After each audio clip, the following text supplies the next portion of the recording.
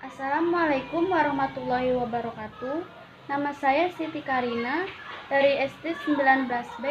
Saya akan menjawab UTS dari pemecahan masalah matematika.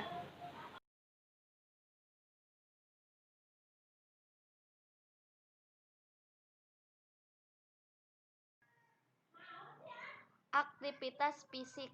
Aktivitas fisik adalah aktivitas atau kegiatan yang dilakukan siswa yang melibatkan gerak motorik atau panca indera, seperti membaca, menulis, memperagakan, menunjukkan, menyimak, maju ke depan, dan lain-lain.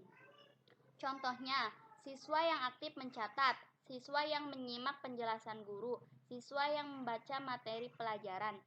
Sedangkan aktivitas mental adalah suatu aktivitas yang dilakukan dengan diikuti oleh kemampuan intelektual atau kemampuan berpikir, seperti mengajukan pertanyaan, menjawab pertanyaan, berdiskusi, memberikan pendapat, menyimpulkan, dan lain-lain. Contohnya, siswa yang dapat mengajukan pertanyaan, siswa yang dapat menjawab pertanyaan, siswa yang dapat mengeluarkan pendapatnya, siswa dapat menyimpulkan materi yang telah dipelajari.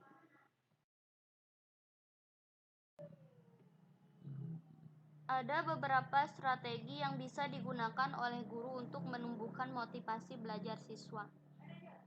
Sebagai berikut. Pertama, menjelaskan tujuan belajar ke peserta didik. Pada pemulaan belajar mengajar, seharusnya terlebih dahulu seorang guru menjelaskan mengenai tujuan instruksional khusus yang akan dicapainya kepada siswa. Makin jelas tujuan, maka makin besar pula motivasi dalam belajar. Yang kedua, hadiah. Berikan hadiah untuk siswa yang berprestasi. Hal ini akan memacu semangat mereka untuk bisa belajar lebih giat lagi. Di samping itu, siswa yang belum berprestasi akan termotivasi untuk bisa mengejar siswa yang berprestasi. Yang ketiga, saingan atau kompetisi. Guru berusaha mengadakan persaingan di antara siswanya untuk meningkatkan prestasi belajarnya. Berusaha memperbaiki hasil prestasi yang telah dicapai sebelumnya. Yang keempat, pujian. Sudah sepantasnya siswa yang berprestasi untuk diberikan penghargaan. Tentunya pujian yang bersifat membangun.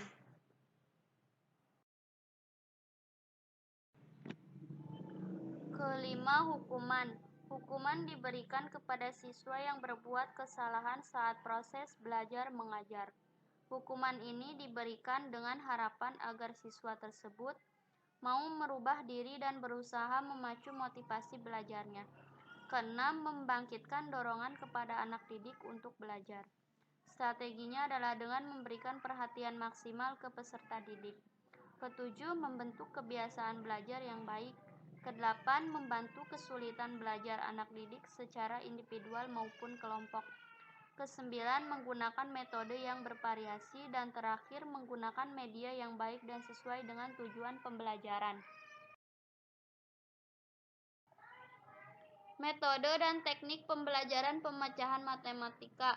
Yang pertama ada teknik keterlibatan siswa. Teknik keterlibatan siswa adalah suatu proses pembelajaran yang melibatkan siswa selama proses pembelajaran. Contoh keterlibatan secara lisan. Kegiatan menghitung disajikan dengan menyanyi bersama-sama. Misalnya 1 tambah 1 sama dengan 2 dan seterusnya. Contoh keterlibatan secara fisik. Siswa diminta menggunakan jari tangan atau jari kaki untuk menghitung banyak teman dalam kelas. Contoh keterlibatan secara tertulis atau simbolik.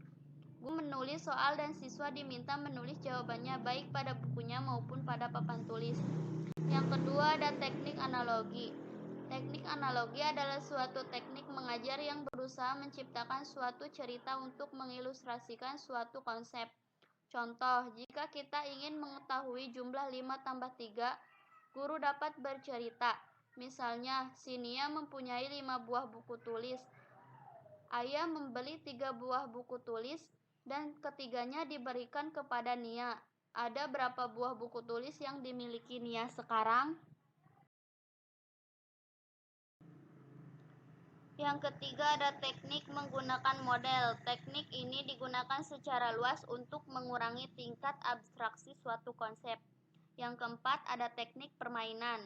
Teknik permainan merupakan sembarang alat atau aktivitas yang mempunyai satu atau lebih pemenang dan melibatkan unsur keterampilan maupun keberuntungan.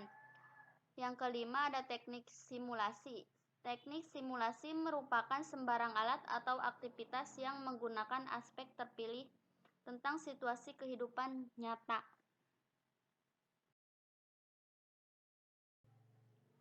Contoh membuat rencana penyelesaian masalah yang dilakukan siswa SD.